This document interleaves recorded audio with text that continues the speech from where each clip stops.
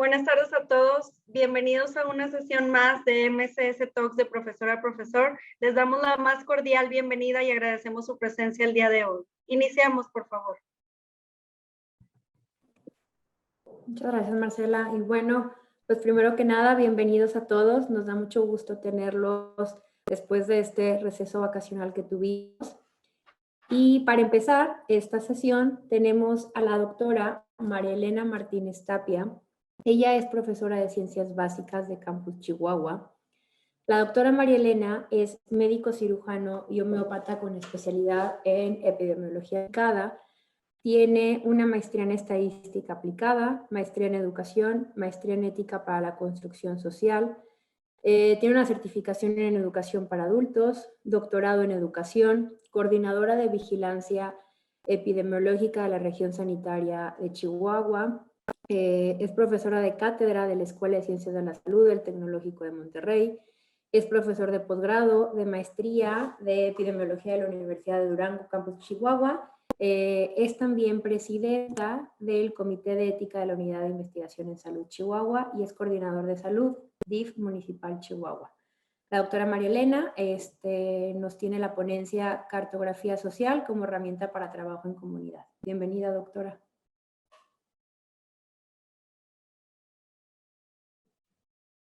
Doctora, creo que tiene el micrófono en... Sí, ya, ahí está, perdón. Bueno, antes que nada, muchas gracias. Realmente, pues, cuando me hicieron la invitación, lo primero que pensé, dije, bueno, ¿y qué puedo yo compartirles? Si realmente, pues, todos aquí hemos tenido esta experiencia, ¿verdad? De buscar nuevas alternativas ante la situación que viví, pero ya reflexionando y pensando, dije, bueno, más bien, ¿cuál de todas las experiencias que hemos tenido se las puedo compartir? Porque yo creo que si algo nos ha enriquecido, yo creo que de las cosas positivas de esta situación que hemos vivido es el gran aprendizaje que hemos tenido, y yo personalmente el que pues siempre me ha encantado y gustado el trabajo de comunidad, el buscar nuevas alternativas que permitan a nuestros alumnos pues enamorarse del trabajo de campo, ¿no? Que es lo que siempre pues hemos buscado, ¿verdad? No nada más el que aprendan, sino el que como futuro personal de salud entiendan y vivan esa importancia del trabajo de comunidad. Entonces, bueno, pues ya finalmente me decidí por la primera experiencia porque realmente creo que fue la que solamente es la parte de que tuvimos que de un día a otro, porque literal fue de un día para otro el ver qué hacíamos o cómo podíamos nosotros, ¿verdad? El cumplir con nuestro programa académico y el poder, ¿verdad? Darle a los chicos la oportunidad de continuar, ¿verdad? Y no perder esa experiencia en comunidad. Nosotros, bueno, he tenido la oportunidad, ¿verdad? Desde que se abrió la Escuela de Medicina en Campus Chihuahua, de estar trabajando en la Academia de Comunidad, ¿verdad? Con el modelo de trabajo comunitario que tenemos en el TEC de Monterrey, en donde, bueno, ya teníamos nosotros en un inicio, ¿verdad? Nuestra comunidad 1, 2, 3, ¿verdad? 4, y pues continuamos con este modelo hasta, bueno, el programa anterior. Es una de las cuestiones, ¿verdad? Que con modelo TEC 21, pues era de nuestro temer, ¿verdad? Que muchos de los profesores que están aquí ahorita compartíamos qué va a pasar con nuestro trabajo de comunidad con el modelo TEC 21. Es muy importante, o sea, yo como médico aplicativo, como epidemióloga que me la paso haciendo trabajo de campo, es frustrante al encontrarnos con médicos o personal de salud que no entiende la relevancia de salir al campo, de conocer las comunidades, de estar en contacto con la gente, de vivir ese día a día con ellos en su contexto social. Entonces, estas materias, ¿verdad? Todos estos contenidos pues son relevantes. O sea, créanme que si algo requerimos en nuestros perfiles de egreso de nuestros estudiantes es el que entiendan ellos esta parte, ¿verdad? Yo creo que ahorita la situación de COVID, ¿verdad? Nos ha permitido, que es lo que les digo, la ventaja, nos permite el que ellos vean, entiendan, ¿verdad? Y el que en lugar de irnos y encerrar en nuestras casas si no queremos salir para no enfermarnos, pues al contrario, ¿verdad? El que veamos la necesidad de que ahorita el personal de salud salgamos a la calle a buscar a las personas. Entonces, bueno, una de las cuestiones, ¿verdad? Que aprendí muchísimo con el doctor Rojas cuando empezamos esta parte de comunidad, es el buscar esos escenarios, ¿verdad? Esos lugares que permitan que los alumnos puedan desarrollar todas esas competencias, ¿verdad? Que aprendan a observar, a reflexionar, a que, les digo, siempre vean más allá de lo evidente, ¿verdad? Lo que pensamos que es y que en la realidad es otra la situación. También uno de los puntos súper importantes, ¿verdad? Que he aprendido durante todos estos años y que en este año, ¿verdad? Yo creo que ha tenido mayor relevancia es la importancia de las vinculaciones que debemos de tener cada uno de nosotros, la institución, ¿verdad? Con gobierno, ¿verdad? Yo como sector salud, ¿verdad? La importancia de que yo como sector salud esté relacionado con las escuelas y al mismo tiempo, ¿verdad? Como TEC de Monterrey, tener esa relación con sector salud, las ONGs, los grupos sociales.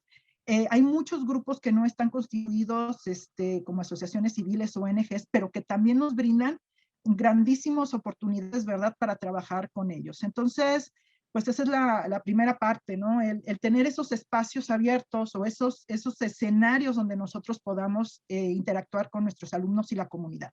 No solamente el pensar en una escuela, no solamente pensar a lo mejor en la colonia que está atrás del campus, o sea, en lugares, buscar otros espacios, ¿verdad?, que siempre nos van a permitir en hacerlo. Otro punto muy importante es la cuestión de las técnicas o las estrategias de aprendizaje. Aprendizaje en servicio es una metodología, una técnica didáctica. De hecho, tuve la oportunidad que mi tesis de la maestría en educación hacerla sobre el desarrollo de competencias mediante esta técnica. Realmente nos brinda una metodología, ¿verdad?, paso a paso, que nos permite ayudar que los alumnos aprendan, tengan bien claros sus objetivos de aprendizaje y al mismo tiempo realmente podamos dejarle algo a la comunidad. El conocerla, el tenerla, que también yo creo que esta es una área de mucha oportunidad que tenemos con nuestro modelo TEC 21, el retomar todas estas técnicas didácticas, ¿verdad?, que nos permiten el optimizar los tiempos, porque, bueno, ahorita con un nuevo modelo, pues antes de comunidad, pues podríamos tenerla en un año, año y medio, 2 años, ¿verdad?, de trabajo comunitario, y ahorita a veces de repente nos damos cuenta que tengo que hacer todo ese trabajo de comunidad en 5 semanas.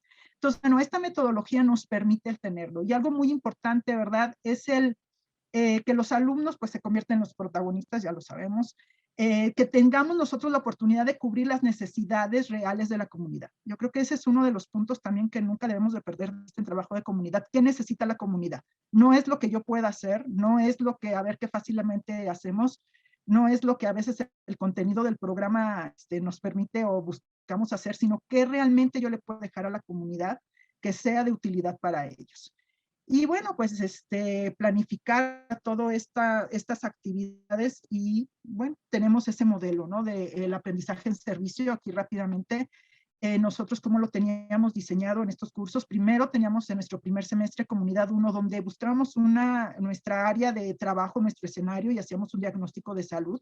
En base a ese diagnóstico de salud, nosotros establecíamos nuestra intervención, ¿verdad? ¿Cuáles eran esos puntos o esas actividades que podríamos hacer nosotros que tuvieran un impacto importante para la comunidad? Y bueno, desarrollo de estos proyectos y esta implementación, pues la llevábamos en el segundo semestre. Aquí en Chihuahua, pues únicamente teníamos a los chicos 4 semestres, ¿verdad? Entonces llegamos hasta comunidad 2 y ya de ahí, pues ya, los chicos se transfieren a los otros campos.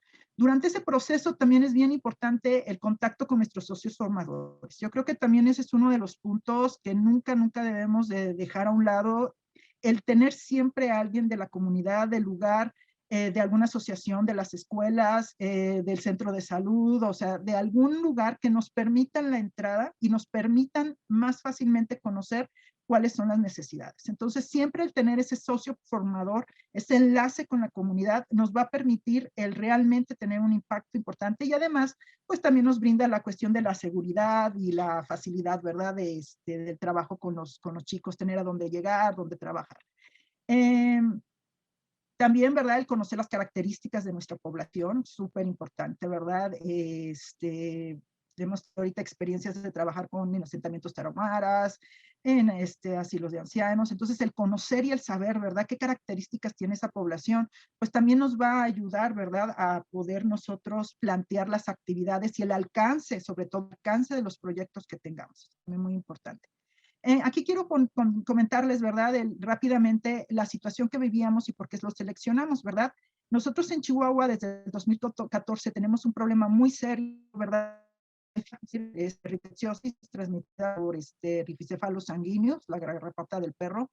Y ya habíamos tenido la oportunidad de trabajar en otras generaciones con esta problemática en otras colonias. Nosotros ya en Chihuahua, en el municipio de Chihuahua, como ustedes ahorita ven, pues tengo la oportunidad de trabajar la parte de salud con con municipio directamente. Tenemos un programa, ¿verdad? Y digo tenemos porque afortunadamente a pesar de la pandemia ha sobrevivido, de acciones de control de fiebre manchada en la ciudad de Chihuahua. Nosotros aproximadamente al año tenemos unos 160 casos de fiebre manchada, aproximadamente unas entre 70 defunciones, la mayoría de ellas en niños, y las tenemos en las colonias periféricas. Entonces, teníamos la situación, ¿verdad?, de que ya habíamos estado trabajando esta parte. Aquí desde el año anterior, ya con otras generaciones, habíamos comenzado un poquito a trabajar en comunidad, nos quedábamos muy cortos. Tuvimos la oportunidad de hacer una vinculación, que bueno, es una de las cosas tristes, ¿verdad? De que nos costó mucho trabajo el convencer a bueno, no es cierto, no mucho trabajo, la verdad es más bien era que nos diera espacio en su agenda a la doctora Carla de Sul de la Universidad Autónoma de Yucatán, que es una de las principales investigadoras de rickettsiosis en nuestro país, ¿verdad? El conocimiento internacional. La invitamos a trabajar, ¿verdad? Que nos apoyara en un proyecto precisamente en base al diagnóstico de salud previo que habían hecho los alumnos en la colonia Paso del Norte. Esta es una colonia que se está trabajando mucho en el TEC de Monterrey, que está, aunque está relativamente cerca del campus, 15 minutos caminando, está en las faldas de un cerro. Entonces es una área que no tiene no está planificada, no tiene infraestructura, no hay agua, no hay luz, no hay drenaje, no hay calles pavimentadas, las casas pues todavía pues son de cartón, lámina, entonces representaba un alto riesgo porque las colonias aledañas ya habíamos tenido en semanas anteriores casos de fiebre manchada, ya habíamos tenido estos problemas. Junto con municipio, ¿verdad? Que hicimos la vinculación, pues se buscó, ¿verdad?, el que viniera la doctora de Sul, el que nos acompañara a identificar esos factores de riesgo. Y ya después del diagnóstico de salud que habían hecho los alumnos previamente, pues habíamos visto que había bastantes. Entonces, la intención, ¿cuál era? El que ya como socio formador, pues tener a municipio, el área de desarrollo humano de municipio, teníamos a la doctora Carla de Sul como asesora, en esta colonia únicamente teníamos jardín de niños, entonces ya habíamos platicado con la directora para que nos permitiera trabajar en las instalaciones. ¿Y la idea cuál era? ¿Cuáles eran las actividades programadas? Íbamos a tener una encuesta de factores de riesgo que nos iba a asesorar la doctora de Sul. Íbamos a tener pláticas de educación ya enfocadas a los factores de riesgo que hubiéramos encontrado. Y ya con municipio estábamos planteando todas unas acciones de saneamiento ambiental en la zona. Es una zona que, como les comentaba, las características son muy irregulares. Entonces ya con municipio ya teníamos planeado, ¿verdad?, el hacer todo este tipo de intervenciones. Realmente era un proyecto muy, muy interesante. Tuvimos la visita de la doctora de Sul, nos acompañó, hicimos un recorrido en la colonia, identificamos visualmente factores de riesgo, acompañó a los muchachos. La doctora de Sul tiene mucha experiencia en trabajo de campo, sobre todo con comunidades mayas. Entonces, pues ya ella se la ha pasado trabajando este tipo de poblaciones. Realmente, pues fue muy interesante el intercambio, ¿verdad?, que tuvimos. Y estábamos en la parte de planeación de actividades. Justo, ¿verdad?, el día que se cerraron las actividades, que el TEC de Monterrey dijo hasta aquí el día de hoy, prácticamente estábamos en una conferencia, ahí podemos ver en las imágenes a la doctora de Sur, cuando llegaron a decirnos, por favor, desalojen. Y se acabó. Entonces, pues de repente nos quedamos ¿y ahora qué hacemos? ¿Qué vamos a hacer? Se acabó el proyecto, la doctora de Sul con trabajos, ahora sí que casi agarró el último avión, pudo llegar a Yucatán, la dejaron ya en cuarentena, ya no pudo regresar a su universidad. Y de repente, ¿qué hacemos? ¿Sí? O sea, ¿qué hacemos con el proyecto? ¿Y qué hicimos? Entre las pláticas que tuvimos con la doctora de Sul, nos platicó ella de un trabajo que había hecho de cartografía social, ¿verdad? Precisamente con comunidades mayas, en donde por medio de dibujos, ¿verdad? Que es la parte del método cualitativo. Aquí muy interesante, y créanme que para mí fue una experiencia todo más enriquecedora, porque yo soy muy cuantitativa, tengo mi maestría en estadística, me gusta la investigación, pero soy muy cuantitativa. Entonces, a pesar de que he manejado un método cualitativo, pues no es realmente mi expertise. Entonces, así como que, bueno, vamos a hacerlo, a ver qué nos resulta. Entonces, aquí la idea que era que mediante dibujos que realizados por los niños, ¿verdad?, de las áreas de riesgo, pudiéramos nosotros identificar esos factores de riesgo que queríamos ver, ¿verdad?, que íbamos a buscarlos de otra manera. Entonces, bueno, la doctora de Sul amablemente nos siguió asesorando, siguió acompañándonos. Buscamos a los niños en edad escolar, ya no pudimos hacerlo nada más en la primaria, tuvimos que buscar el contacto con algunas maestras que nos ayudaran. Se mandaron las instrucciones, ahí también las escuelas, recordemos que en ese momento las escuelas apenas estaban empezando también a ver cómo iban a retomar sus clases, entonces por WhatsApp prácticamente se mandaron las instrucciones, ahí están, qué es lo que queríamos, que nos hicieran un dibujo, ¿verdad? De los niños en edad escolar desde tercero, cuarto, quinto de primaria.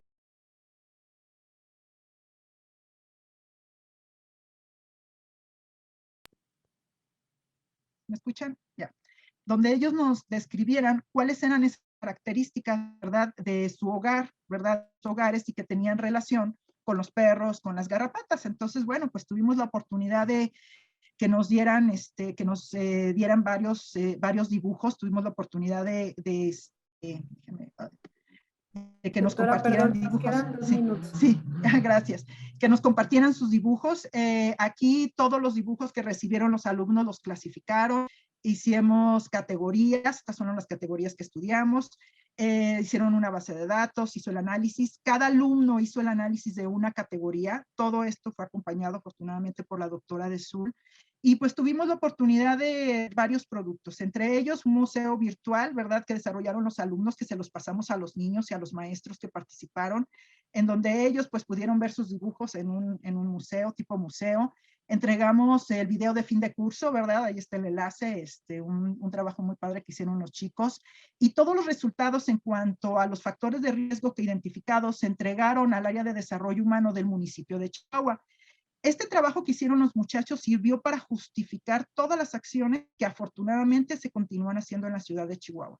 El que las autoridades, a pesar de la contingencia, no nos quitaran el recurso ni el apoyo que teníamos para poder hacer estas actividades. Entonces, realmente el trabajo que hicieron los muchachos, aparte que tuvieron la oportunidad de tener su curso, terminar satisfactoriamente, pues sí tuvimos ese impacto que nosotros buscábamos al inicio. Este trabajo de cartografía social, ahorita estamos terminando de hacer el paper, lo vamos a presentar en un congreso que se hace cada 2 años de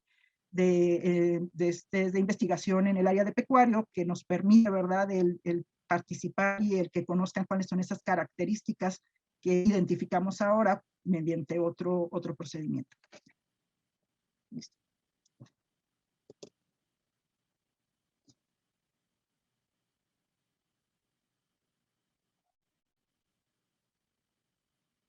Muy rápidamente, pero ahora sí. Realmente hablar de cartografía social es todo un tema muy interesante. Muchas gracias, doctora María Elena. Le pedimos que se quede al final de las demás ponencias para las preguntas, que seguramente habrá varios comentarios. Gracias. Te cedo la palabra, Arturo. Gracias, Brenda. Buenas tardes a todos. Es un gusto poder convivir con ustedes nuevamente. Bueno, pues ahora vamos a nuestra siguiente ponencia. Y bueno, pues tenemos el gusto de presentarles a la doctora Araceli Hambleton Fuentes, profesora de Ciencias Médicas Básicas de Campus Monterrey. Ella es médico cirujano con especialidad en medicina interna por el Tecnológico de Monterrey. También cuenta con una especialidad en terapia intensiva por el Hospital Español de México, UNAM.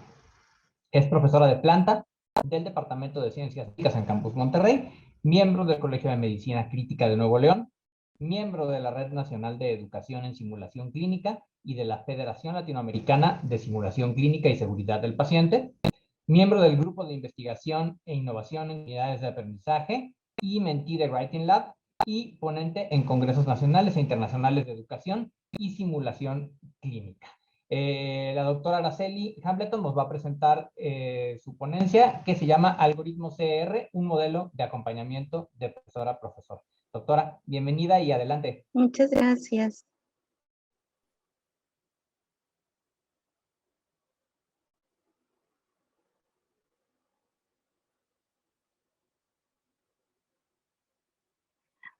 Agradezco nuevamente la presentación y la oportunidad de presentar esta innovación en representación de mi academia, del equipo de trabajo. Vamos a cambiar totalmente de visión después de la magnífica ponencia de la doctora María Elena. Quisiera platicarles un poco esta visión. Nosotros como docentes últimamente y en diferentes foros, particularmente mucho en este foro, hemos dedicado nuestra atención al diseño curricular, a hablar de estrategias, a hablar de todas esas combinación de herramientas docentes en aras de lograr en nuestros alumnos desarrollo de competencias y tanto disciplinares como transversales y, y un éxito profesional. Sin embargo, hoy quisiera que volteáramos a ver un poco la visión hacia el rol del docente. Los expertos en educación mencionan que el rol del docente y su desempeño están considerados como elementos relevantes en el contexto de la calidad educativa. Y es justo este desempeño docente el que se ha vinculado en diferentes escenarios al éxito de los aprendizajes. Bien es cierto que el diseño y las estrategias, la implementación de las mismas cuenta mucho. El desempeño docente juega un rol muy importante en esta calidad educativa. Los aprendizajes logrados en los estudiantes en relación con el desempeño de su docente se han vinculado no solamente al éxito, sino también al bienestar, a la satisfacción y al desarrollo de una manera más fluida de esas competencias. Justo en la última ponencia de nuestra sesión anterior, el maestro Beltrán nos hablaba de el estrés que se genera en el aula y que particularmente nuestros alumnos de ciencias de la salud están expuestos y que ahora en el confinamiento y a raíz de la pandemia, pues en muchas situaciones se han acrecentado. Los docentes jugamos un rol muy importante en este bienestar de nuestros alumnos. Y es importante recalcar que los docentes necesitamos no solamente la instrucción en contenidos, en estrategias didácticas o incluso en la implementación de las mismas. Los docentes requerimos también otros elementos, prácticas con propósito, metas compartidas como comunidad educativa, fusionarnos como docentes, como equipo, pero recibir también un apoyo pedagógico que considero nosotros como docentes del Tecnológico de Monterrey tenemos todo un departamento, toda una vicerrectoría que apoya a los docentes.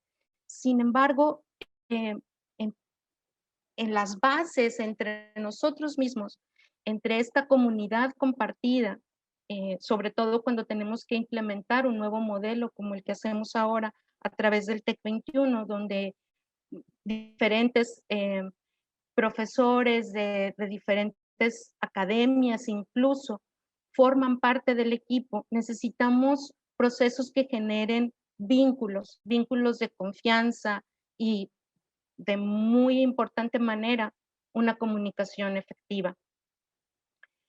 Maureira define el acompañamiento docente textualmente como caminar juntos con los actores escolares en un diálogo horizontal, permanente y con un contexto de confianza mutua, con el fin de juntos enfrentar desafíos profesionales y educativos que son significativos no solo para los docentes, sino que tienen un impacto directo en los estudiantes. Este proceso de acompañamiento docente es un proceso basado en una relación de ayuda en la que se favorece el crecimiento profesional y emocional de los que participan en esta comunidad, con el propósito de conseguir siempre una meta conjunta, que en nuestro caso, pues es el éxito profesional de nuestros estudiantes. Y no solo profesional, yo iría un poquito más allá, porque nuestra escuela en todas sus disciplinas lo destaca, este bienestar del profesional que estamos formando en todos los aspectos. El modelo TEC 21 ha generado retos en diversas áreas y tiene muchas áreas de oportunidad en la implementación. Y una de las oportunidades que se vislumbran dentro de la comunidad docente es utilizar una herramienta como el acompañamiento entre docentes para enriquecer los procesos. Quiero presentarles qué es el algoritmo SER. Este algoritmo es un modelo de acompañamiento personalizado que está basado en la vivencia de un docente experto que comparte su experiencia con docentes de primer ingreso o nuevos en este proceso de implementación, con el fin de generar las mejores herramientas para la implementación del mismo. Este modelo de acompañamiento personalizado surge de la necesidad de replicar buenas prácticas docentes, particularmente en los asesores de reto, fue como nació esta idea, en el área de enfoque. Este es el primer semestre, el área de enfoque tiene la implementación de los cursos y aun cuando en todos los campus hay una excelente combinación de diferentes disciplinas, pues siempre una primera vez implica mayor reto.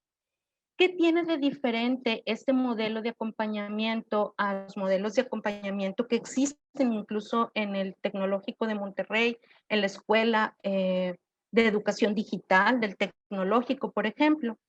A diferencia de esos modelos que ya están descritos, este tiene la característica de ser generado, gestado e implementado de colega a colega.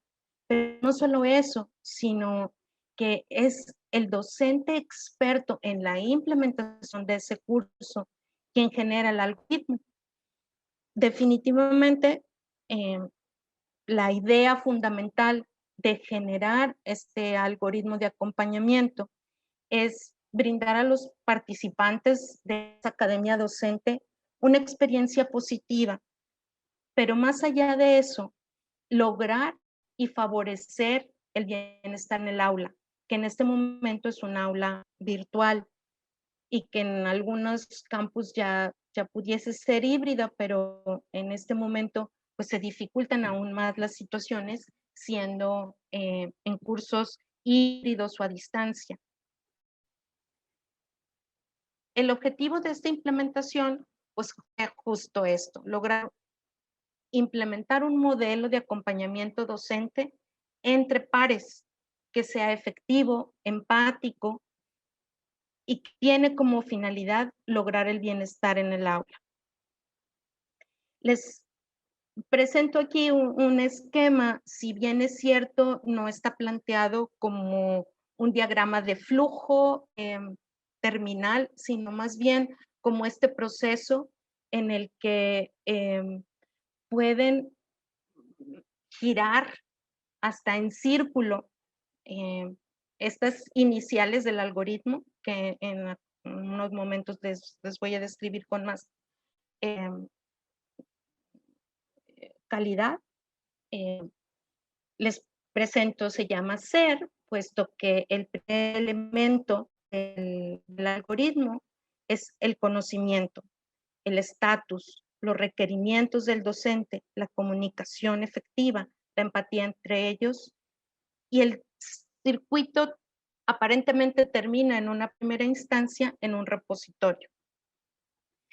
El algoritmo parte, les decía, del conocimiento de un docente experto, aquel que ya ha vivido las necesidades reales y quisiera enfatizar esa palabra, de la implementación, porque no es solamente el diseñador o bien un experto en prácticas docentes, sino es el docente que ha vivido en carne propia la implementación de ese proceso y que por tanto pues tiene una experiencia previa que es posible transmitir. El segundo elemento del algoritmo es conocer el estatus del docente, que en este algoritmo le llamamos novato, que implica no necesariamente que sea un profesor de primer ingreso a nuestra escuela, sino es nuevo o no tiene todavía la experiencia suficiente porque va a vivir por primera vez la implementación de este curso. Es sabido que en el estatus de los docentes del Tecnológico de Monterrey, y creo que todos lo hemos vivido, hay una serie de cursos, videos instruccionales, una serie de lineamientos que previamente a impartir nuestro curso debemos dominar como docentes. Sin embargo, el estatus en este momento donde se va a aplicar este algoritmo, en este docente novato, pues varía, porque aun cuando todos hemos tomado el mismo curso, no todos desarrollamos las mismas competencias docentes. Por tanto, surgen requerimientos específicos para la implementación de ese curso y para el docente mismo.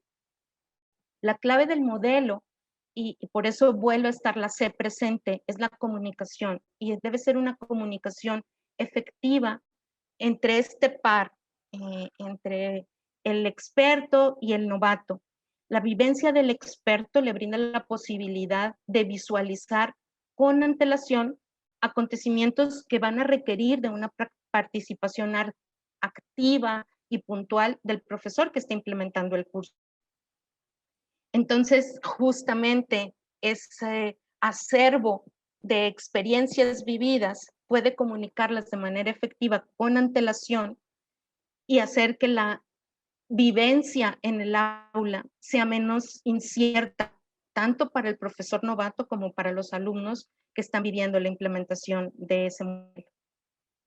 Además de efectiva, consideramos que esta comunicación tiene que ser empática. Y surge esta empatía no solamente de ponernos en los zapatos del profesor novato, sino de anticiparnos a situaciones que pueden ocurrir y que nosotros como profesor experto de alguna manera ya pudimos experimentar. Y surge esta situación de manera empática en esta posibilidad de generar estrategias o solucionar problemas incluso antes de que ocurran. De tal forma, esto disminuye notablemente la incertidumbre del profesor que está impartiendo su curso por primera vez, como del alumno que recibe esa información. Y definitivamente favorece el bienestar en el aula para ambos y para la comunidad completa de aprendizaje. El repositorio, que es este elemento final en la segunda fase del algoritmo, es el cúmulo de instrumentos que se generaron para implementarse en cada una de las etapas del curso como herramientas para generar la implementación administrativa cada vez más sencilla. Les muestro el ejemplo de la implementación en un curso en bases histopatológicas en el campus Monterrey. Este algoritmo lo implementamos en 3 etapas. Sabemos bien que en este nuevo modelo son solo 5 o 6 semanas realmente activas con el aula virtual en este momento, pero será híbrido y físico muy pronto. Sin embargo, tenemos etapas bien marcadas en el transcurso de la implementación del reto en este caso, porque esta unidad de formación es un reto.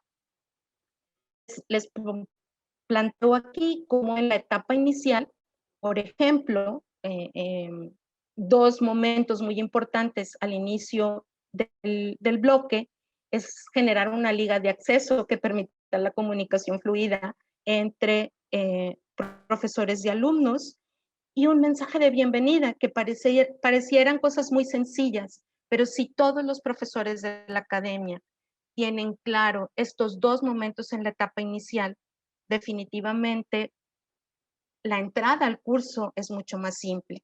Doctora, perdón, tiene sí. 2 minutos. Sí, gracias. En la etapa intermedia, pues se presentaron momentos diferentes y en la final también. Como resultado, aquí les muestro algunas evidencias y como resultado de la implementación de este modelo, quiero presentarles esta gráfica que es extraída de la analítica de capas de bases histopatológicas en su primera rotación o en su primera ronda, y quiero mostrarles solamente cómo si logramos aplicar este algoritmo y estas intervenciones puntuales, no se observaron grandes diferencias entre las calificaciones del grupo del profesor experto y del novato en la resolución del reto.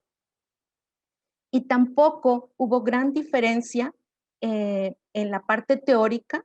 Sin embargo, aquí le pusimos grupo control al grupo que no tuvo ninguna intervención, y aunque las calificaciones numéricamente no son muy significativas, pues nos permiten llegar a la conclusión de que implementar este modelo favorece el ambiente de bienestar, homologa la implementación del curso y permite a los profesores de nuevo ingreso al modelo TEC 21 asimilar con mayor facilidad los procesos.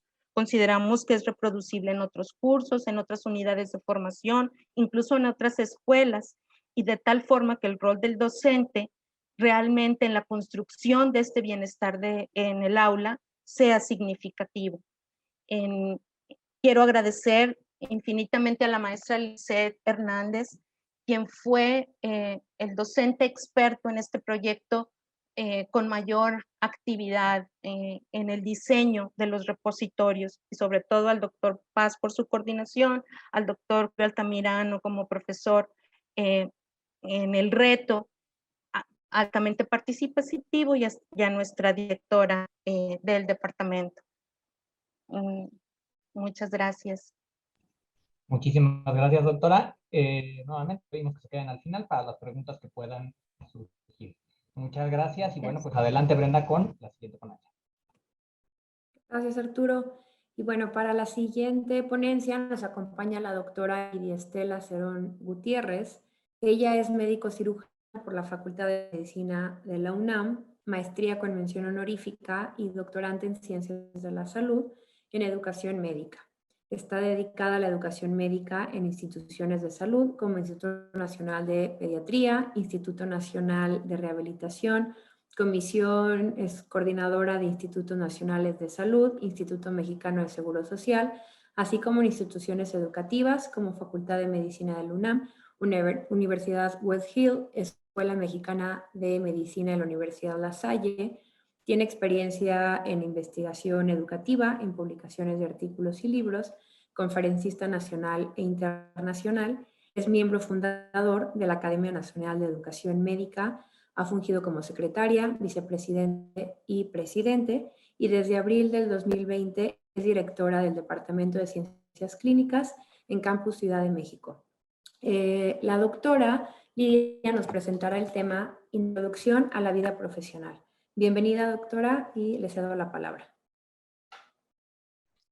Hola, muchas gracias. Gracias por la oportunidad que me dan de poder compartir con ustedes pues la experiencia que he tenido en introducción a la vida profesional. Voy a compartir mi pantalla. No sé si ya la alcanzan a ver. ¿La pueden ver? Aún no, doctora. ¿Aún no? A ver.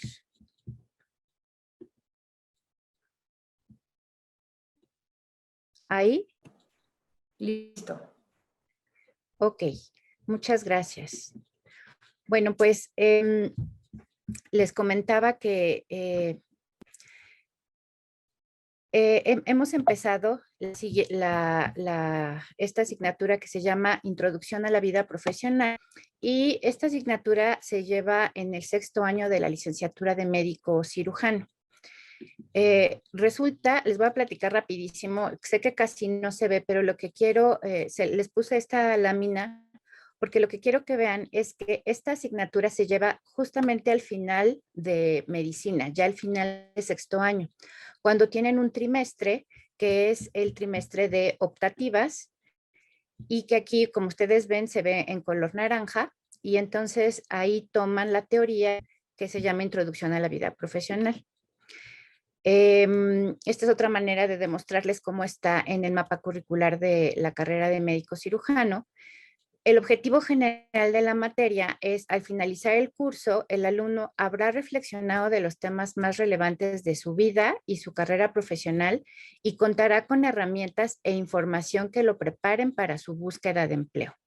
Así es como viene publicado en todo lo relacionado con el mapa curricular.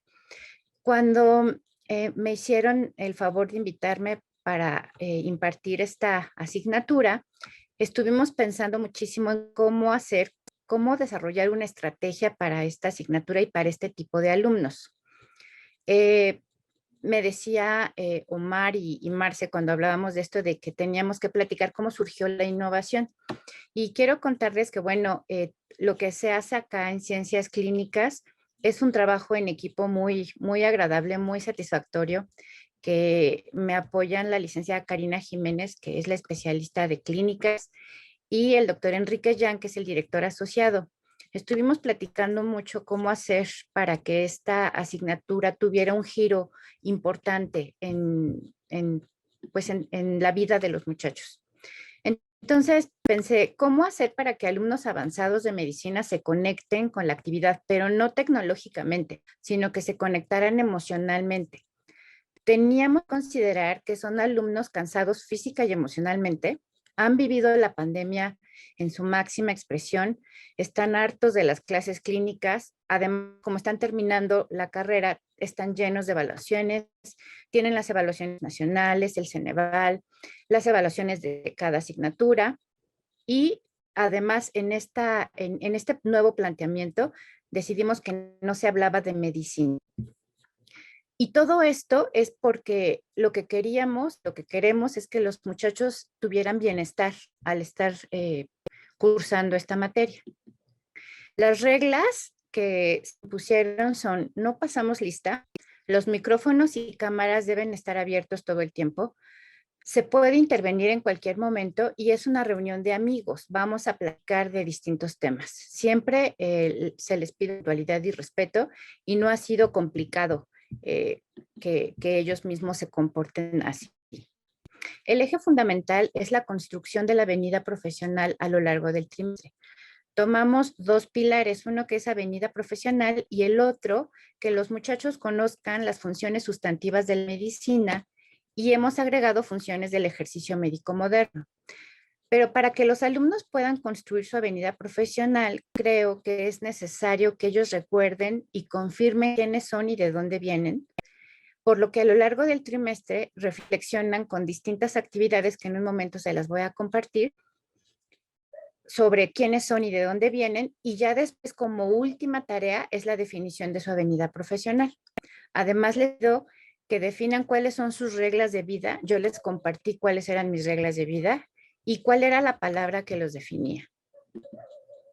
Son 12 sesiones, una vez por semana por las noches, planeadas para 1 hora de duración.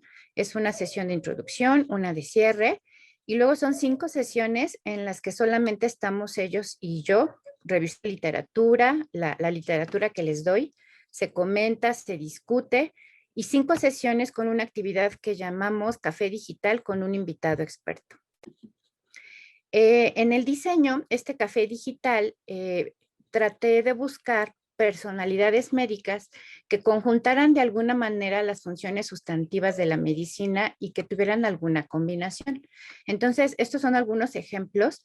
Puede ser un experto clínico e investigador, puede ser un experto clínico y educador, puede ser un experto clínico y emprendedor, puede ser un experto clínico exitoso en medicina y en finanzas, o un médico administrador, o puede ser solo un investigador que estudió medicina, o solo un educador que estudió medicina, o un emprendedor que estudió medicina. La idea es que independientemente de cómo se den la combinación de estas funciones, al final tienen éxito. Les hablo de qué es la avenida profesional. Aquí es nada más para que ustedes más o menos cuál es el contexto.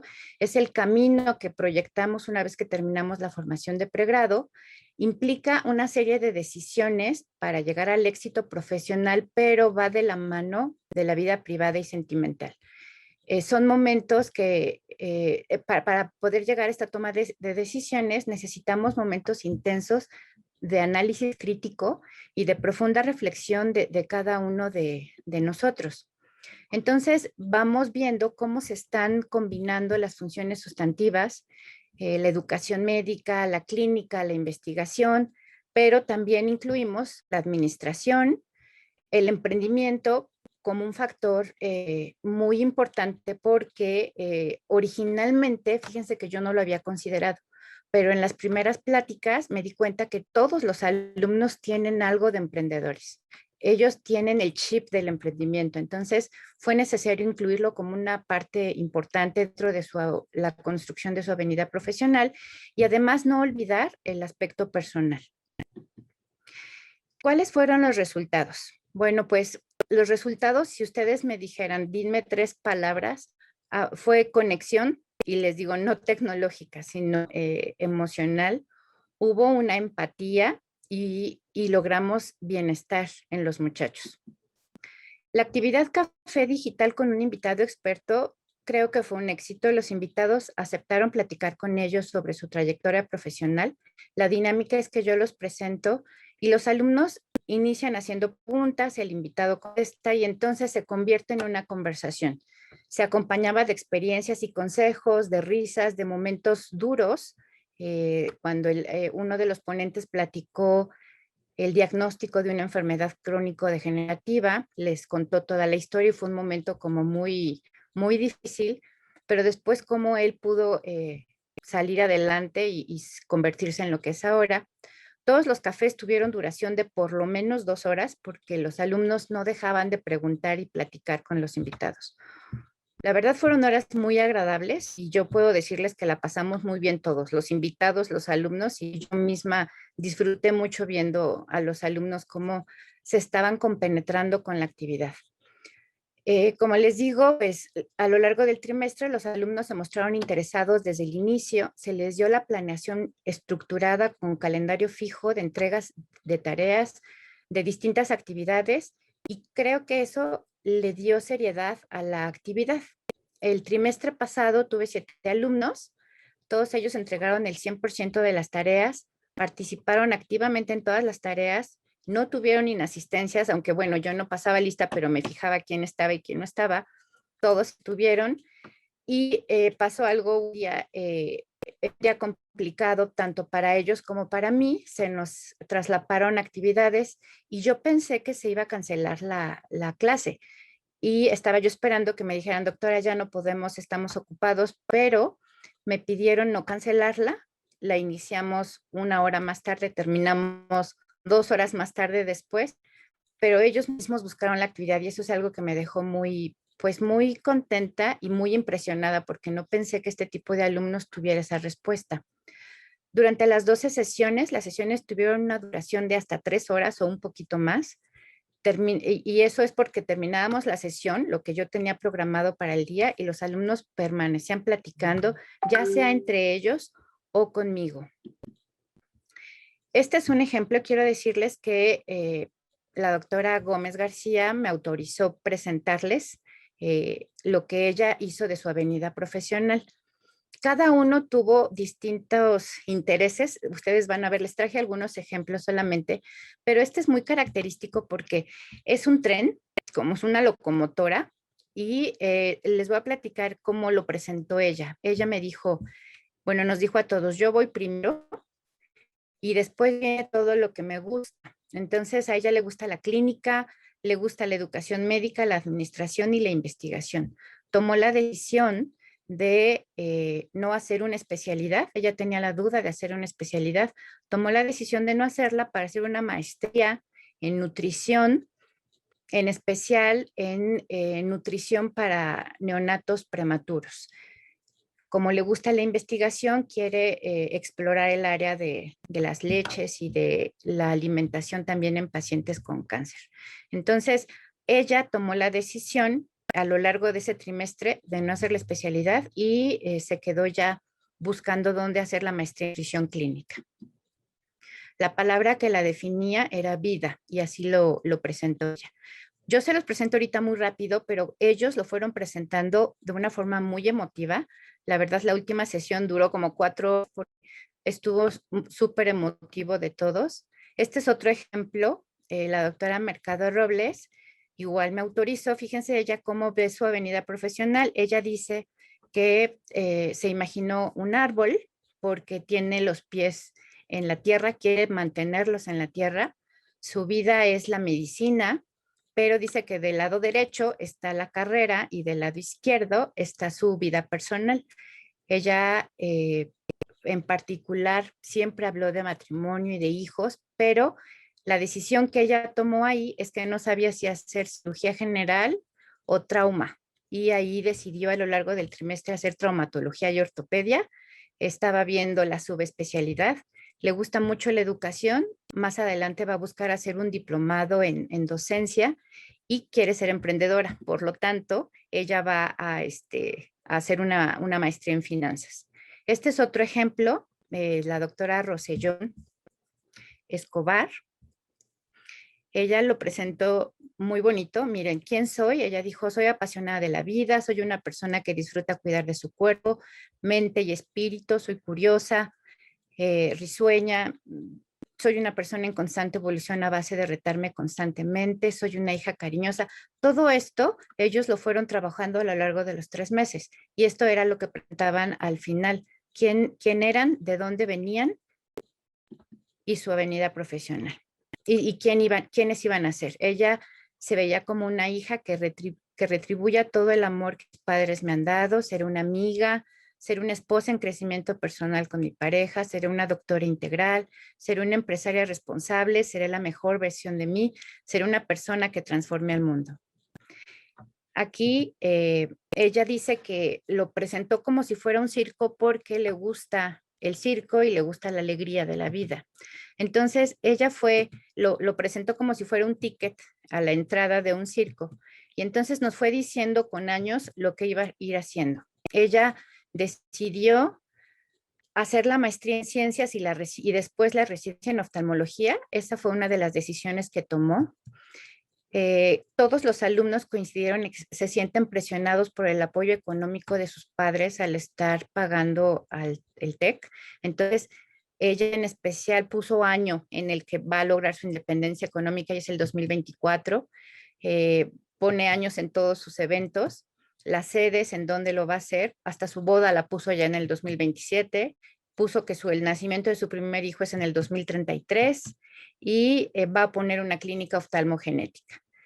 La palabra que, bueno, a ella le gusta mucho esta frase, la diferencia entre lo ordinario y extraordinario es ese pequeño extra, y su palabra era pasión. Este es otro ejemplo. Gaby, las reglas de Gaby, aquí me llamó mucho la atención, por eso se los comparto. Puso no pedir perdón por ocupar espacio, cuidarme a mí primero, hablar y ser de una manera extraordinaria, cuidar de los demás, no perder el tiempo y no tener miedo. Les pido también que lean el libro de Eat, Pray and Love, que se olviden de la película, pero que lean el libro y que identifiquen en cada una de esas fases cómo la pueden transferir a su vida. Ella dijo que Eat era estar en el presente, Pray era meditar y orar, y Love compartir con familia y amigos. Este es otro ejemplo de avenida profesional y ella pone de base, ella en el centro, en cuerpo, mente y espíritu. Está muy interesada en la clínica y en la investigación. No sabía si dedicarse a la investigación o si hacer alguna residencia. Decidió hacer la residencia médica en genética médica y hacer una maestría en investigación para poder publicar artículos relacionados con genética. Es una alumna muy, muy cálida, entonces siempre habló de su familia y sus amigos y los menciona como parte importante de su camino. Este es otro ejemplo. Él es Ian y él, fíjense qué diferencias de avenidas. Él dice que para él todo es confuso, que se tienen que hacer muchas cosas al mismo tiempo, pero lo que ustedes ven en el centro es su esencia. Él dice que lo que es rosa es su esencia y en el centro está él y su vida personal, que es casarse y tener hijos. En la parte de abajo está lo que está decidido a emprender o a dedicarse, que eso es salud pública, emprendimiento, inversiones, le gusta la investigación, pero también le gusta la administración, iba a hacer una maestría en administración.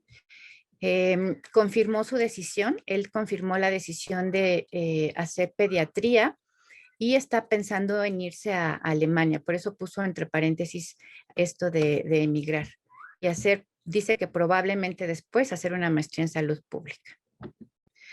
Los resultados que puedo decirles es que todos elaboraron su currículum considerando lo leído y comentado. Les pedí que hicieran uno al inicio y otro al final para que vieran los cambios y bueno, son cambios igual notables. Recordaron quiénes son y de dónde vienen, construyeron su avenida profesional, tomaron decisiones, conocieron elementos importantes durante una entrevista profesional, tuvieron la oportunidad de conocer y platicar con distinguidas personalidades médicas y creo que lo más importante es que disfrutaron la actividad y se relajaron. Venían, bueno, no solamente ellos, ¿no? Yo también estaba tensa y nos sirvió muchísimo. Los resultados no esperados es que a pesar de haber estado juntos durante 6 años, ellos no se habían conocido de esta manera. Entonces, durante la sesión de cierre, se hicieron muchos comentarios entre ellos llenos de fraternidad, de cariño y de respeto. Hubo de todo, lágrimas y alegría. Fue la sesión más larga, que duró más de 3 horas, y después me llenaron de comentarios personales que me conmovieron. Actualmente tengo un grupo de 31 alumnos y entonces el reto es que tengo que encontrar la manera de mantener el interés y fomentar la interacción. Están muy motivados. Para mí es un compromiso enorme porque tienen altas expectativas hacia el curso, por lo que comentaban sus compañeros que habían pasado. Tiene la misma estructura, pero con diferentes invitados. Y bueno, muchas gracias. Eso es lo que quería compartir con ustedes. Gracias. Agradecemos esta ponencia que va a leer los comentarios y al final también los vamos a comentar. Le pedimos que se quede conectada para el final de nuestra última plática, iniciar con las preguntas. Y bueno, le cedo la palabra a Arturo para que nos presente a nuestros últimos 2 ponentes. Adelante, Arturo. Gracias, Brenda. Bueno, pues ahora vamos con nuestra última ponencia del día y tenemos a 2 ponentes. La ponencia se llama COVID-19, transformando la atención odontológica. Y bueno, pues contamos con nuestros ponentes. Comienzo con la doctora Ana Cecilia Saraí Sosa Puente. Ella es cirujano dentista con maestría en odontología avanzada. Es profesora del programa de médico cirujano odontólogo, coordinadora de programas internacionales en División Ciencias de la Salud y miembro de diferentes comités del programa de médico cirujano odontólogo.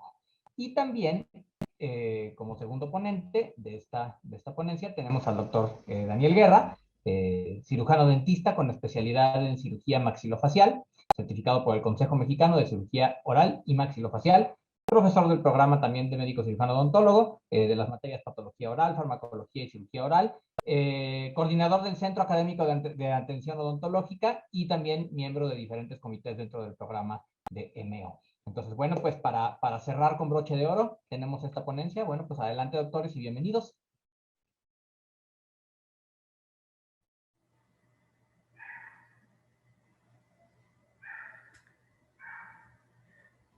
Hola, buenas tardes a todas y todos. A nombre de mi compañera, la doctora Ana Ceci, y un servidor, vamos a platicar un poquito de este tema que para nosotros fue algo muy importante.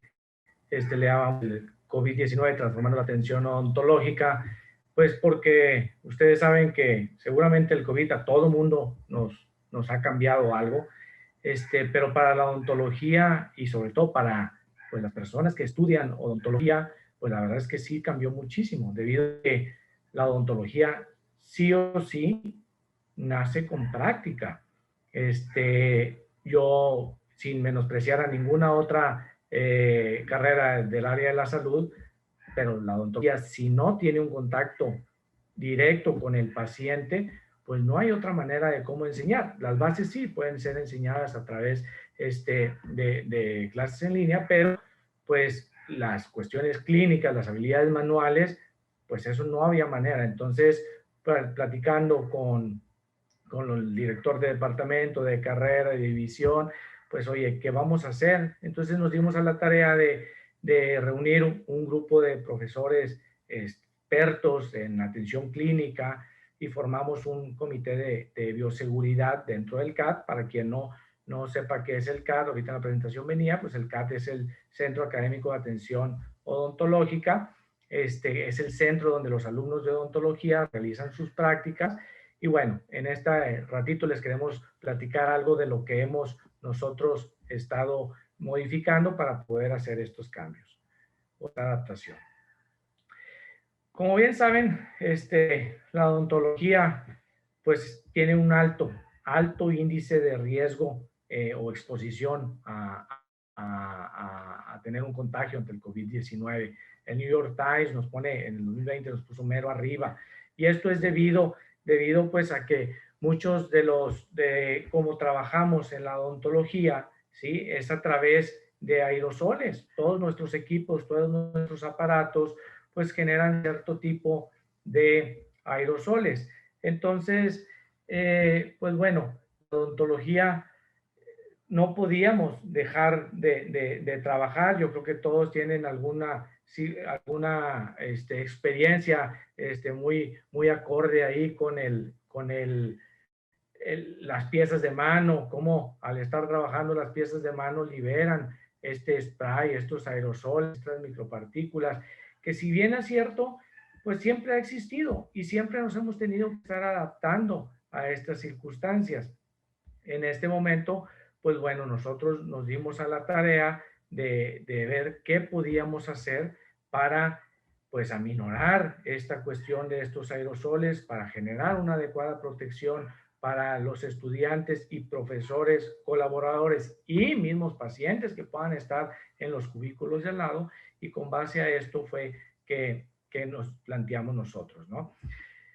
La literatura, ¿qué les puedo decir? Hay mil de artículos que nos hablan de la gran cantidad de carga viral que se encuentra dentro de la cavidad bucal. Si hablamos de los surcos gingiales, si hablamos de las glándulas salivales, si hablamos de los aerosoles, todo lo que nosotros hemos tenido, entonces, pues a nosotros nos dio la pauta y dijimos, a ver, pues ahorita es lo que tenemos y tenemos que hacer algo para poder regresar. Entonces fue cuando nos planteamos esta idea del protocolo, ¿no?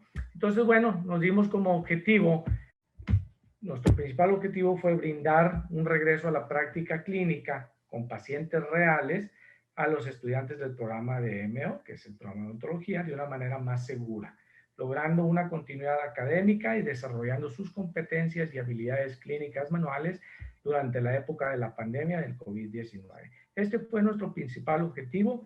Esto fue en lo que nosotros nos enfocamos, en decir, ¿cómo hacemos para que nuestros estudiantes tengan su práctica clínica y puedan cumplir o desarrollar sus competencias manuales?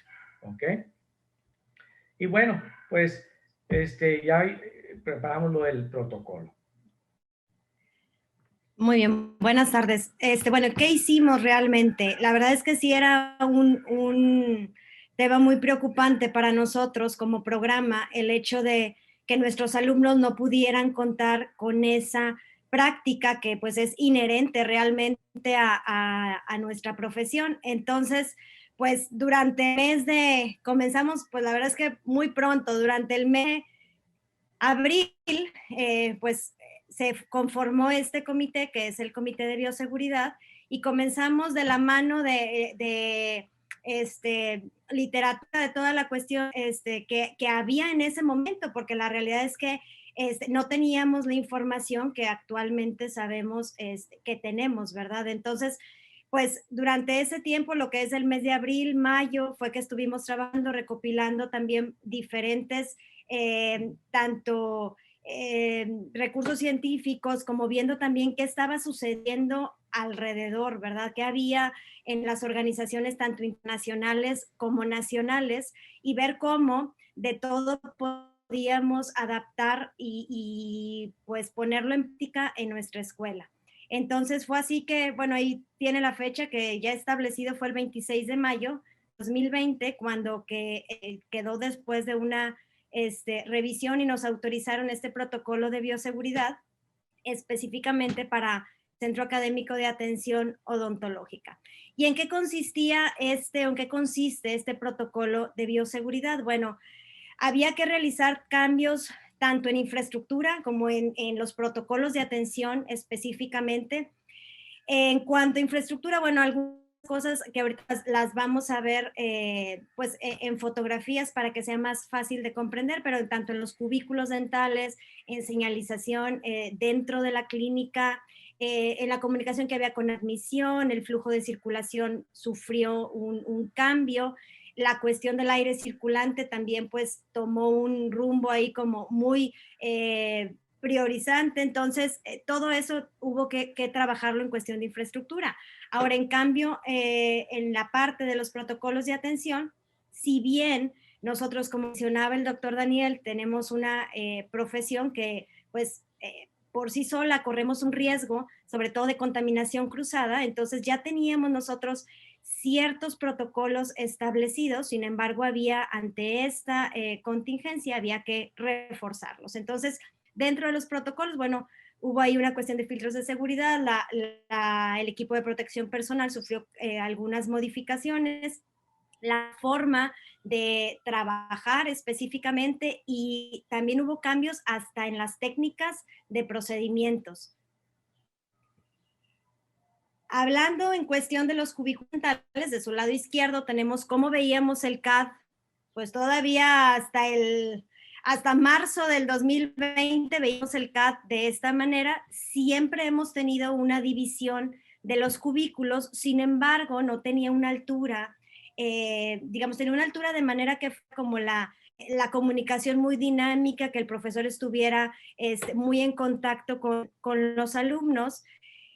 Y pasamos a tener esto que viene siendo, teníamos igual la misma separación de los cubículos, sin embargo, tuvimos que elevar la altura de esas, pues, paredes, por decirlo así, sean de cristal, pero de esas paredes, para así evitar que hubiera una dispersión descontrolada de las partículas ahí que generadas por el aerosol. Dentro de la cuestión del equipo de protección personal, igual del lado izquierdo vemos cómo lo manejábamos anteriormente y como les mencionábamos, utilizábamos desde antes batas desechables, gorros, los cubrebocas, claro, un cubrebocas quirúrgico convencional. Nuestros pacientes no contaban con una protección propiamente. Si vemos aquí en esta imagen, el personal de igual manera, pues no, iban con su uniforme clínico solamente. Ya con la adaptación que se tuvo que hacer, bueno, ya al equipo de protección personal, pues le agregamos había que tener cubrezapatos, el cubrebocas KN95 o el equivalente tenía que ser obligatorio. El uso de gogles y de careta era ya también, fue indispensable. Se me había pasado nada más mencionar algo, que cuando aún el acceso al CAD sufrió una modificación, inicialmente podíamos entrar sin ningún problema por la puerta principal, y a partir de esto se hizo una división. Los pacientes entran por la puerta principal y todo el personal, profesores y alumnos es por la parte de la puerta posterior, que es ahí que lo conduce una rampa, y es ahí donde llegamos y nos registramos, y bueno, ahí se lleva a cabo un filtro de seguridad que ahorita lo vemos adelante. Entonces, si vemos, pues aquí ya estamos diferentes. Siempre hemos tenido también, perdón, la cuestión de barreras de las unidades para el momento en que manipulamos las lámparas, el estar moviendo el bracket donde tenemos el instrumental, todo lo tenemos protegido. Entonces, pero ahora lo que se hizo, la realidad es que es reforzar esas medidas que ya teníamos. Ahora, una vez que nuestro paciente pasa y uno de los cambios fue que ahora, y mencionamos, el paciente anteriormente no tenía una protección, digamos, específica, y ahora el paciente al momento de llegar a admisión se le otorga un equipo de protección personal que consiste en una bata desechable, cubre zapatos, gorro, su cubreboca y los lentes de protección. Entonces, el paciente cuando ya entra directamente a la clínica y va con el alumno que lo va a atender, el paciente ya, como lo vemos aquí en la imagen, ya trae sus barreras de protección. Otra de las cuestiones en el protocolo de atención que implementamos fue que al llegar el paciente se le da un enjuague de agua oxigenada al 1% que realiza un enjuague durante 30 segundos y ya posteriormente ya procedemos y ya podemos comenzar la revisión. Ahora, hablábamos también en la cuestión de técnicas procedimentales. Hemos utilizado, y eso es de siempre, esto que vemos aquí al centro, que algunos lo identificarán, que es el aislamiento absoluto, pero realmente antes la principal función era pues, evitar que hubiera una contaminación al momento que estábamos realizando nuestra adhesión química propia de la humedad que hay en la cavidad bucal. Entonces era prácticamente aislar el diente para que no hubiera una contaminación. Ahorita incrementamos la cantidad de procedimientos en los cuales utilizar el aislamiento absoluto como una medida también de parece aerosol y de pues tratar de disminuir el riesgo de una contaminación cruzada por ahí. Y la otra cuestión es que a partir de este semestre, del semestre pasado, perdón, era obligatorio el uso de técnica de 4 manos, que es la que consiste en que haya un asistente forzosamente, a manera que si el operador tenía que pararse por algo, se le había olvidado alguna cosa o que tenía que solicitar algún material, fuera en sí el asistente el que le ayudara y de esta manera también agilizar la atención y sobre todo también el tiempo que estuviera el paciente en el sillón. En cuestión del aire circulante, bueno, hubo unas modificaciones, se instalaron filtros de carbono para micropartículas con el fin de limpiar el aire circulante. A estos filtros, se les da mantenimiento cada mes. Estos son los filtros de seguridad que mencionábamos. Este es el filtro de seguridad al que llegan los pacientes. Obviamente el paciente llega, ya para cuando llega el filtro de seguridad es porque desde el momento en que se hizo el contacto para generar una cita, ya hubo un cuestionario de por medio, mismo que se rectifica al momento en que el paciente llega. Este es el acceso que tenemos en la parte posterior, que es el que mencionaba, que es para alumnos, profesores y personal. Y bueno, dentro de los apoyos visuales que hubo, para que no hubiera dudas, sobre todo en cuestión de evitar algún tipo de error que pudiera ahí comprometer la seguridad, pues se colocaron señalizaciones donde fuera paso a paso la forma de colocarse el equipo de protección personal, pero también de retirarse. Se colocaron tanto en el área correspondiente a los pacientes, había uno en la entrada en admisión y a la salida donde el paciente pues salía para retirárselo, igual para el área posterior también. Y dentro de la clínica, en cada unidad existen los pasos de cómo hay que llevar la adecuada limpieza de la unidad y del mobiliario que está ahí. Bueno, lo que mencionábamos aquí están las señalizaciones. Se hizo también algo que decíamos era el flujo de circulación, se restringió y entonces, pues bueno, entramos por un lado, salimos específicamente por otro. Este es el área de salida. Aquí es donde se retiran el equipo de protección personal y por aquí salen. Aquí ya no es nada más para salir, no hay manera en que podamos entrar por aquí porque está... Disculpe, doctora, 2 minutos. Sí, gracias. Y bueno, ¿qué resultados obtuvimos nosotros? Pues bueno, con esto, con estas adecuaciones, permitió el regreso a la práctica clínica con pacientes reales desde el semestre de agosto y diciembre del 2020, convirtiéndonos en la única clínica universitaria a nivel nacional trabajando con alumnos de manera presencial. O sea, nosotros llevamos este es el segundo semestre que tenemos alumnos presenciales trabajando en el centro y a diferencia de, pues bueno, a nivel nacional no había clínicas universitarias trabajando con alumnos. Se han brindado alrededor de 3.500 consultas en CAD de lo que va de agosto del 2020 a marzo del 2021. Y durante este periodo se han tenido contagio alrededor de 5 colaboradores y 5 estudiantes, y es importante resaltar, que se han sido pues por cuestiones aisladas, transportes públicos, cuestiones familiares y demás, no habiendo un brote dentro del mismo centro, ¿no?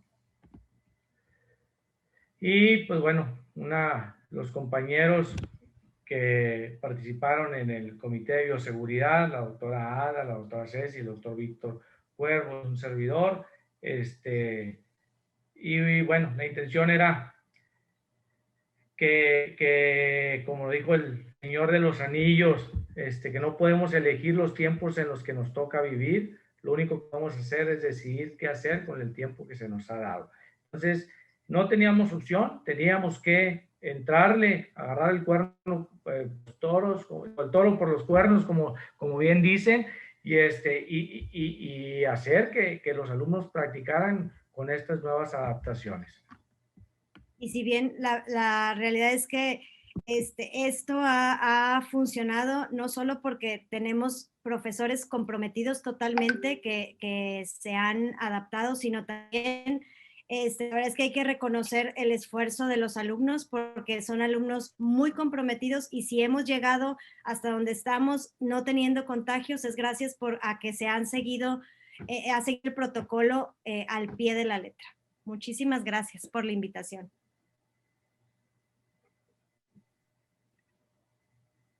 Muchas gracias, Daniel y Ana Cecilia, por una interesantísima ponencia. Y bueno, pues Brenda, pasamos a la sesión de preguntas de cada una de las ponencias. Entonces, adelante, Brenda.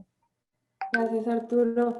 Pues bueno, empezamos con la doctora María Elena. No tenemos preguntas sobre la ponencia, sino más bien muchas felicitaciones, comentarios de que fue, pues, a pesar de las adversidades y de que se pensaba que no se iba a poder llevar a cabo por este impedimento de que no se podía estar presencial, pues que fue una propuesta bastante innovadora y que, pues ahora sí que felicidades porque queriendo hacer proyectos grandes, independientemente de las barreras que se presenten, pues nos demostró con esta presentación que sí se pueden lograr. Así que muchas felicidades, doctora. Muy bien, y bueno, pues para la doctora Araceli, en la segunda ponencia también, creo que no hay preguntas, todos los profesores están a tiempo de poner preguntas, si tienen alguna.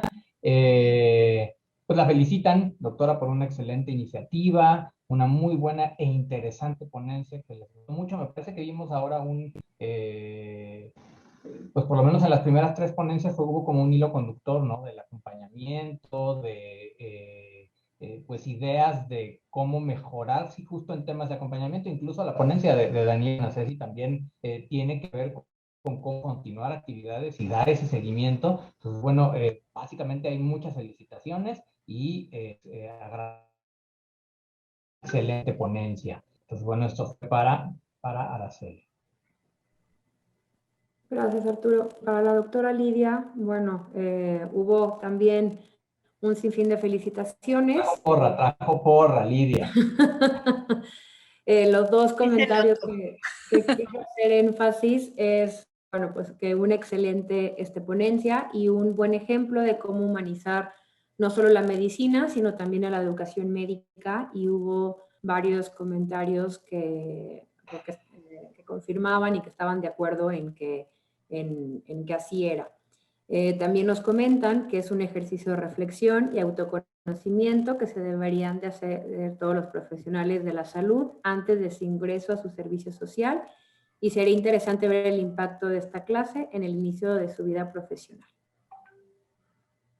Así que muchas felicidades, doctor. Gracias. No, También gracias. comentarios de que a algunos profesores les va a tocar dar esta clase, Introducción a la Vida Profesional, y que ha servido de inspiración. Así que muchas felicidades. Muchas gracias a ustedes por todo, por inspirarme. Ustedes son los que me inspiran. Gracias.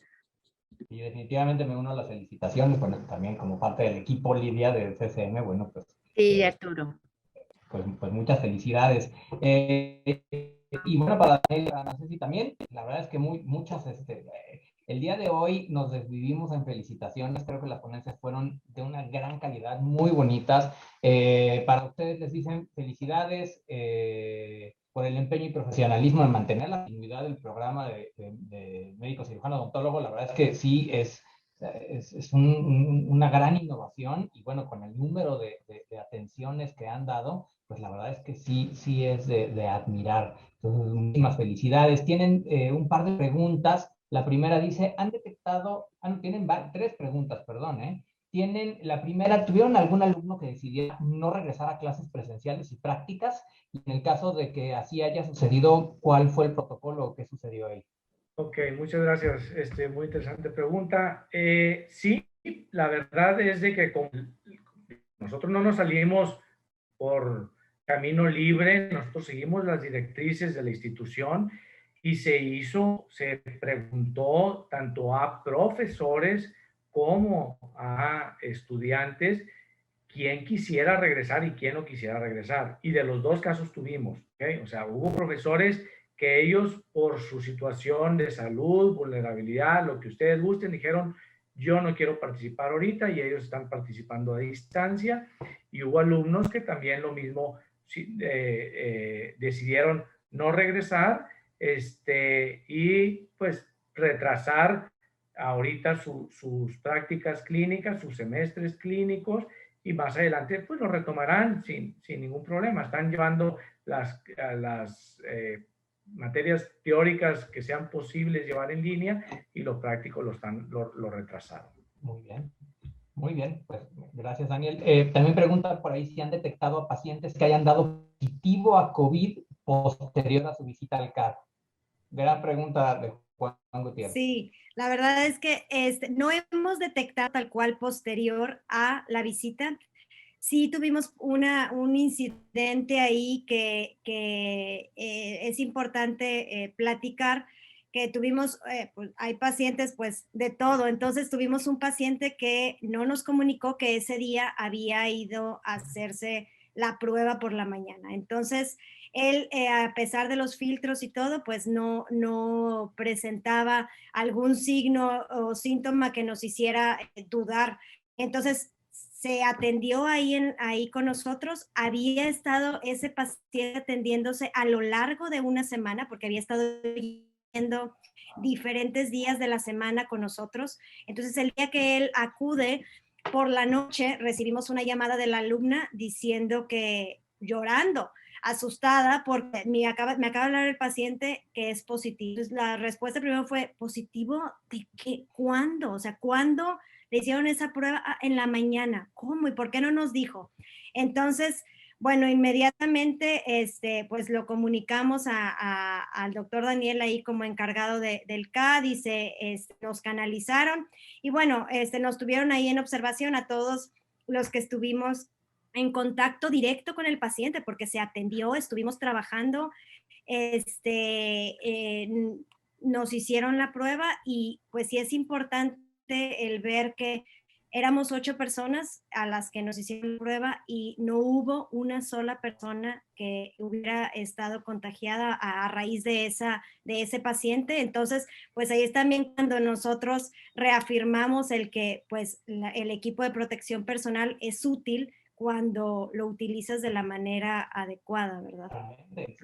Y tomando un poquito aquí, nada más agregando un poquito el comentario de la doctora Ceci, también pues fue, digo, como bien dice ella, ahí nos dimos cuenta que los lineamientos o protocolos que estamos siguiendo pues fueron los adecuados porque nadie salió contaminado, número uno. Número dos, estamos a expensas de muchas veces de información del paciente, porque hemos regresado, eso sí tenemos estadísticas también, de donde hemos regresado tanto alumnos como pacientes de la puerta que llegan con fiebre o que llegan con algún síntoma, ¿ok? Entonces, eso sí, tenemos una lista de personas que se han regresado y no se han dejado entrar. Hay veces que hay pacientes totalmente asintomáticos y como pasó en este caso, en donde pues no se detectó ningún signo ni ningún síntoma, el paciente se atendió.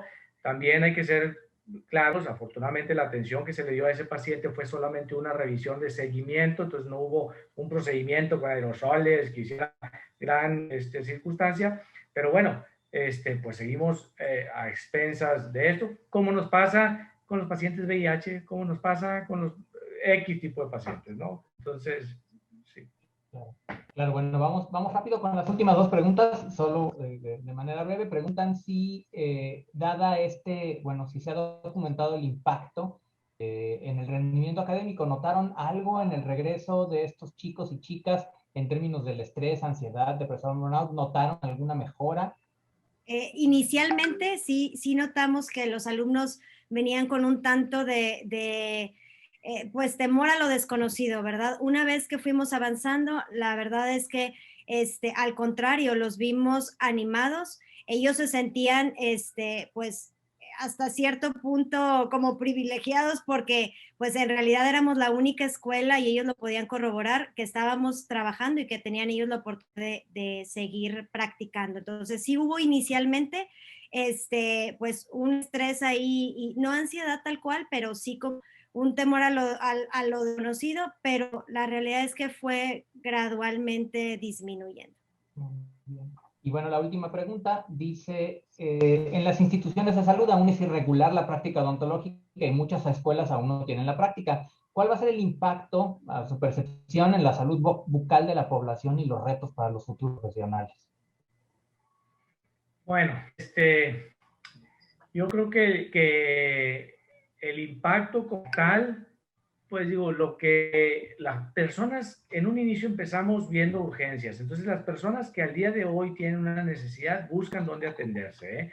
Yo no creo tampoco que estén en su casa aislados esperando a que alguien los pueda atender, porque la verdad es que hablando institucionalmente, nosotros decimos, fuimos la primera y no sé si al día de hoy seamos la única como tal todavía trabajando de manera presencial, pero hay mucha odontología privada que la gente se sigue atendiendo, ¿no? Entonces, el impacto, yo creo que al contrario, va a ser mayor porque va a ser mayor el hábito de limpieza que el paciente tenga debido a tener más tiempo estar en su casa.